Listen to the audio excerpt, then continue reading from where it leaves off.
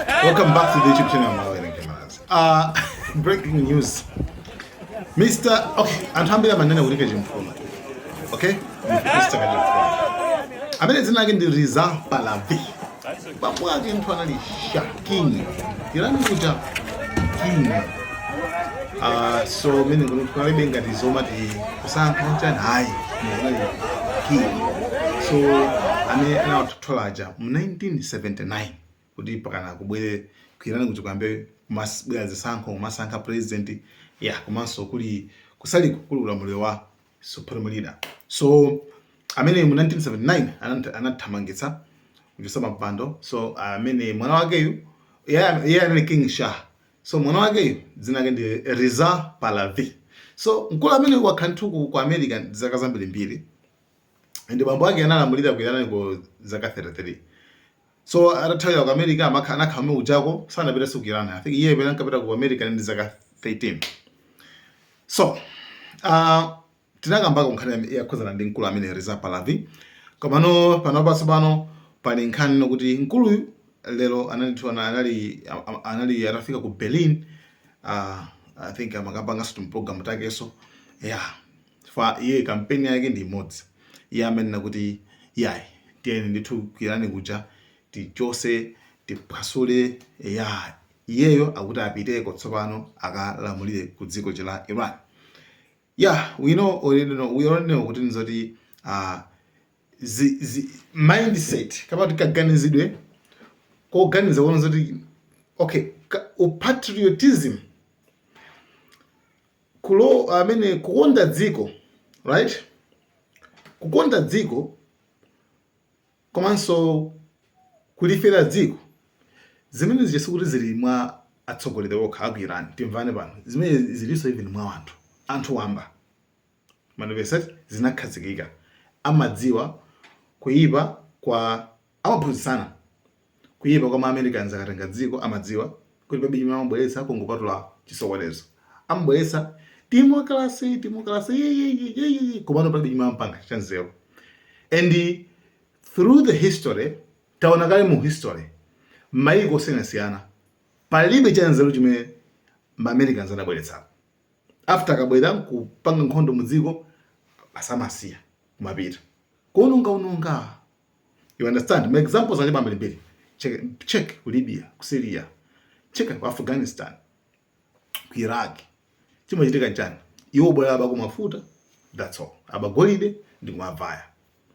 So nzomva chisoni kuti till today mpaka na pano ndi tupali wina wake ntu amene mutu wake mwina wake tikhozono kumina gas timaticha kumakhala kupambwana ka kumakhala kupusa ka uchitsiru. Until today amaganiza bezo nzoti America ikupatsana ufulu ikabwera mu dziko ikupatsana ufulu. No sizitheka zimenezo, sizimatheka. Tell me ndiuze mdziko limodzi limene iwo akabwera ndikuona ankamana mizaya Meduro anabwera zisankho bla bla bla bla bla. Afterwards kumutenga panopali kundende ku America. Chimene akumasanga Trump uli chikwenda bwino ndi chani? Akusamala za anthu kuti anthu akudya, anthu akutani, akusamala nazo. Chimene anapanga ku Trump kupanga post kuti akusanga kuti zikutheka ndi nkhani ikhuza ndi mafuta, kuti mafuta ndi akubwera ku America, ena akupita ku Israel. Zili bwino kwambiri. That's all. Zimene amafuna. You understand what I mean? So today wina kumwambia kuti basi America kati palibe. So ndi anthu okhawa amene mitu yawo simagwira upepera kwambiri. Mmodzi mwa iwo ndi amene Riza Pahlavi.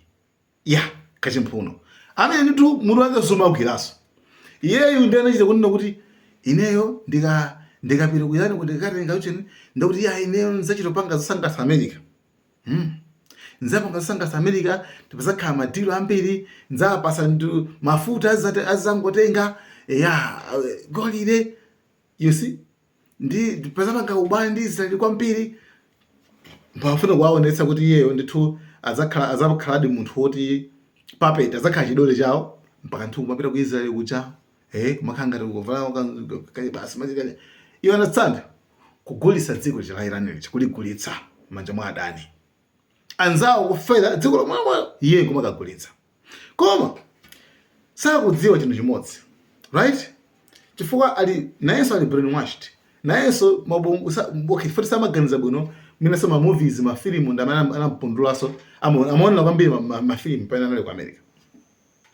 Yeye uja zinafika point yonena kuti akumanena kuti iyayi basi ife kwambira mu history, ife ndi Israeli ndife abale. Okay, ndife abale ati kwambira mu history, ife ndi Israeli ndife abale. So many people around the world think that you are an Israeli asset. Are you? Of course not. But I'm a friend to Israel and the Jews, and I tell you why. Iranians and Jews have a biblical relationship. In fact, the only two countries that can claim that. In modern history, Iran wasn't the only country in the Middle East that harbored Jews that were escaping Hitler and his regime. Okay. Koma. Ma Americans, ma Israel. Akumaganiza so choncho. Akumaona choncho. Fosa zikhali mene. Nawonso akumaona choncho. Answer no. Iwo sakumaona choncho. Iwo ndi ma verse awo special. Amene amanena kuti ma Persians, God, ma Persians basi kuyambira kale amafuna kuononga Israel. Meaning ngona kuti iwo through history akukhulupirira kuona kuti anthu aku Iran amafuna kuononga Israel.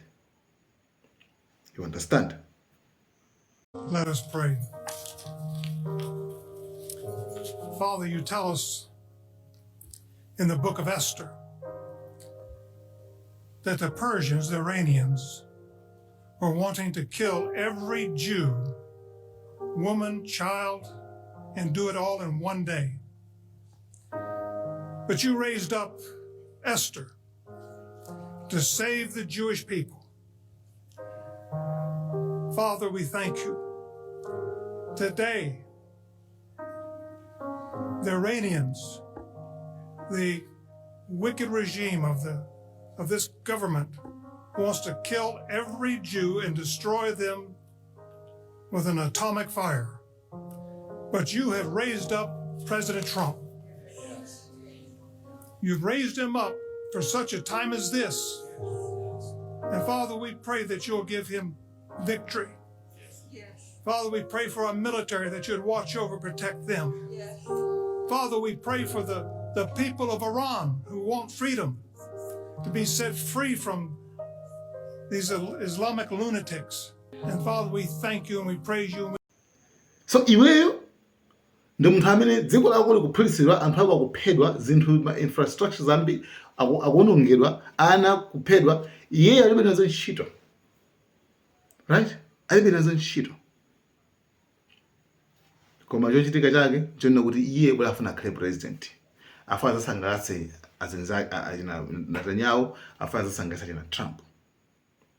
Komabe still zabezoti Trump poyankha nkhani imeneyi, nkhani ikhuza ndi iyeyo. Trump anaziyankhula mawu na kuti I think that's not good. I think it's option yabwino, like sizilo okay kuti ntumize iye akakhale president ku dziko la Iran. For Trump naye sakudziwa. Komanso nimukudziwa. Sungakalamulira anthu amene iweyo sunakhale nawo zaka 20. So kwadziwa bwinobwino. Komanso anthu first of all, anthu akulola kufa kulipo kungobwera ukhala president, anthu omwe kukupha. Sizingathekeso. You understand? So Trump anadziwa kale. Koma mkulu uyu akakamirabe. To the point pano bazafika pano kuti basi sinkhondo basa Trump sana also ya King Resbakos. Amadeli ya Trump omwe amadeli anthu tien aba hope alibe. Ndama yesa kuyankhula kuti ayi chonde tieni panopa Irani ndiyo opsa kwambiri pafale mwa ifune bwizeli baba yafoka tena zoni koma still paka amene akumumverabe. So what happened? So kumangoenda abe tukumaisera kuma pekete ma lecture iti nditi democracy tama ufulu makuti like sakudziwa chimene chikuchitika, sakudziwa zimene Americans amapanga.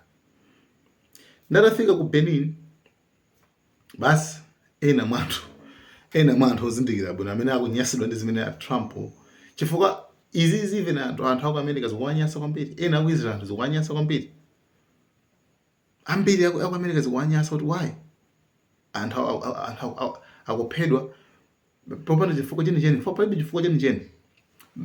Till today a Trump sanapeke chifukwa chenicheni, Israel sanapeke chifukwa chenicheni, why anakayambisa nkhondo ku Iran, sanapeke chifukwa. So arafika ku Berlin kuja anthu ena ndithu ena amuthira 20 munthu uja reza palavi uja kachimphuno uja amuthira 20 ndithu 20 wa kuti yeye ndo opusa kwambiri.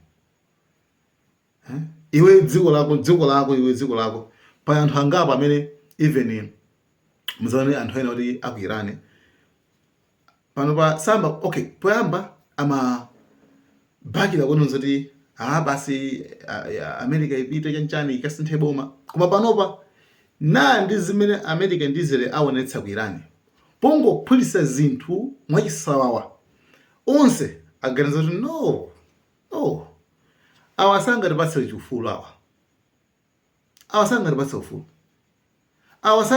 salifuna zabwino. Chophulisa zipatala nchani, chophulisa maskulu nchani, chophulisa mabridge nchani, chomopheza kuti ticho civilization yonse tikunyenya nonse. Trump anapereka message ina kuti mairani sangamve koma akhoza kungova kungoafufuta. You understand? Panopa zafika poti akumakambasa anthu tsopano chifukwa anthu ndi gulu kaganizidwe kawo kali sharp kwambiri, amadziwa kuti okay anyway zingati mbanja okay tini mavuto mbanja mathumbu kamano munthu wina akakunja sangakupasa ntendere hangobwe uzangoononga kuzangoononga kupezamo zimene angapeze mkatimo basi zinthu zanu zikasokonekera. You understand? So they understand. That's why kumakhala gulu. That's why atsogoleri ndi anthu awo amapezeka pene paliponse anakhala kuti zimene akunena anthu awo ndizoona. Pali mafigures amene akumapereka abodza iyayi akufuna apha zatsikana ata 8 9 10 kani yake yabodza yokhala cabinet. Iran yapha munthu mmodzi wa ku Israel amene anali Mossad amatumiki amapanga spy ndamana ampeza amupha amene, right? So nkhani kuza ndi zoti Iran ifuna izinge atsikana nkhani mije ndi abodza fake, right? So zinthu zambiri inazinga anthu okwana 38,000. Maidziwa namba amene 38,000, maidziwa namba amene kuti anthu ndongati 38,000. Mafiki zapereka kungobwera ku media onesa basi kuti iwaja zochita zawo zija akamazipanga akamapanga commit ma crimes amene amapanga ku dziko iwaja sakhale ngati kuti ndi anthu akupanga zinthu zoyipa yayi anthu aziti aya iwe ndoyipa ndifaya akumaveka amaveka mayina kaya anthu a dictator chani ufulu alibe hema kuti makuti akaveka mayina aja kana kubasi azikapanga bwino zimene apangazo. You see? That's it. So it's time now. Ndi nthawi ino alisana zindikira kuti guys abatu palibe chanzero chimene Americans amathandiza except kupatula kungo. Okay guys, thank you so much. Malawi cameras.